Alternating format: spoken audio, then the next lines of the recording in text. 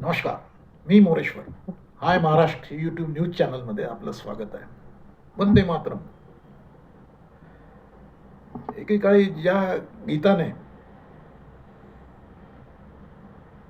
म्हणजे शहीदांना स्फूर्ती दिली, ते गीत सध्या वादाचा विषय झाला आहे.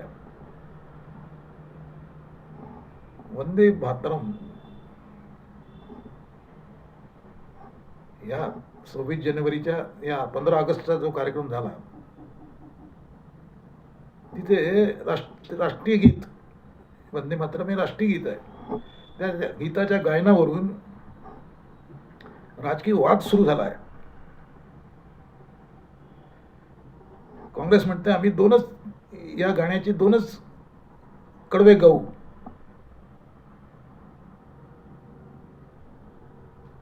भाजप म्हणते की हा अपमान आहे त्या गीताचा आणि शहीदांचा सुद्धा. म्हणजे राष्ट्रीय आणि सार्वजनिक कार्यक्रमामध्ये वंदे मातरमची पहिली दोन कडवीच गायली जातील असा निर्णय काँग्रेस कार्यकारिणीने 1937 मध्ये घेतला होता. असं काँग्रेसने आता समर्थन केलं आहे. काँग्रेस म्हणते की हा आमचा निर्णय नाही, पंडित जवाहरलाल नेहरूंनी केलेला निर्णय आहे, काँग्रेस कार्यकारिणीने केलेला निर्णय आहे की पहिली दोन कडवीच गायची. कारण ते गाणं फार बरंच लांबलचक आहे. ते गीत जे आहे वंदे मातरम हे लांबलचक आहे, त्यामुळे पहिली दोन कडवीच गायली जातील असं 1937 मध्येच आम्ही ठरवलं होतं.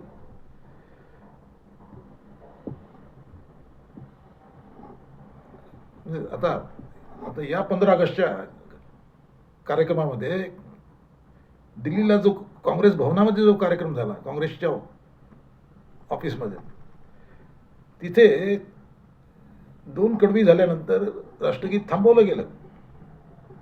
वंदे मातरम असा आरोप झाला आणि त्याचा वाद सुरू झाला त्यावरून की दोन कडवी गायली गेली तिथे. त्यानंतर वाद थांबवलं, त्याच्यावरून वाद सुरू झाला आहे. हे दिल्लीतल्या कार्यक्रमात आताच्या 15 ऑगस्टच्या. पण काँग्रेसनं त्यावेळेस स्पष्टीकरण दिलं होतं की सर्व कडवी गायली आहे. पूर्ण गीत म्हटलं आहे, काँग्रेसने स्पष्टीकरण दिलं होतं. पण आता काँग्रेसची भूमिका बदललेली दिसते. काँग्रेसने आता म्हणजे काँग्रेसच्या पदाधिकाऱ्यांनी आज मीडियाला बोलावून सांगितलं की आम्ही वंदे मातरमची दोनच कडवी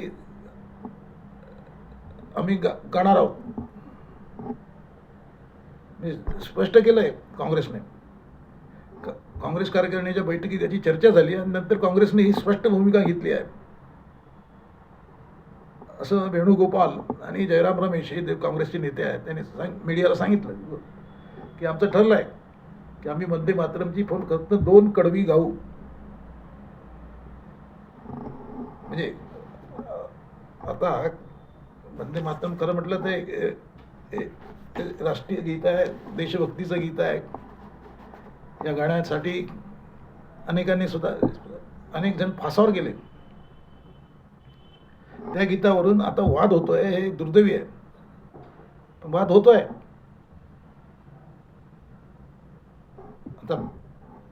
आता भाजपने म्हणजे सरकारने निर्णय केला आहे की पूर्ण वंदे मातरम म्हटलं जाईल पूर्ण. तसा लोकसभेतही तसा ठराव झाला आहे. आता काँग्रेसने त्याच्यावर विरोध करणं आणि वेगळी भूमिका घेणं हे काँग्रेसला म्हणजे विरोधासाठी विरोध असं सुरू आहे असं दिसतंय एकूण प्रकार. विरोधासाठी विरोध. केंद्रीय गृहमंत्री अमित शाह यांनी या विषयावरून काँग्रेसवर हल्लाबोल केला आहे. अमित शाह म्हणाले की हा शहीदांचा अपमान आहे, वंदे मातरमचा अपमान आहे. काँग्रेस अजूनही तुष्टीकरणाचं राजकारण खेळते आहे. म्हणजे काँग्रेस अजूनही तुष्टीकरणाचं, अल्पसंख्याकांच्या तुष्टीकरणाचं राजकारण खेळते आहे. म्हणजे अमित शहानी आज थेट हल्लाबोल केला आहे की शहीदांचा अपमान आहे, वंदे मातरमचा सुद्धा अपमान आहे. काँग्रेस भाजपचे राष्ट्रीय अध्यक्ष नितीन नवीन यांनी सुद्धा काँग्रेसवर सडकून टीका केली आहे. नितीन नवीन म्हणतात की काँग्रेस ही नवी मुस्लिम लीग आहे, न्यू मुस्लिम लीग. काँग्रेस ही नवी मुस्लिम लीग आहे.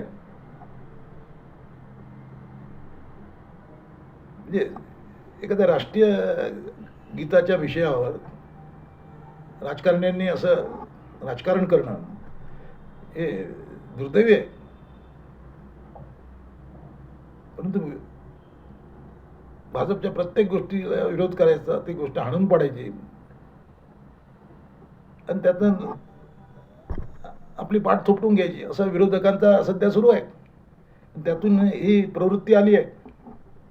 त्यात वंदे मातरम टार्गेट झालं आहे. त्यामुळे आता सध्या देशभक्तीच्या व्याख्या सुद्धा बदललेल्या तुम्हाला दिसतील.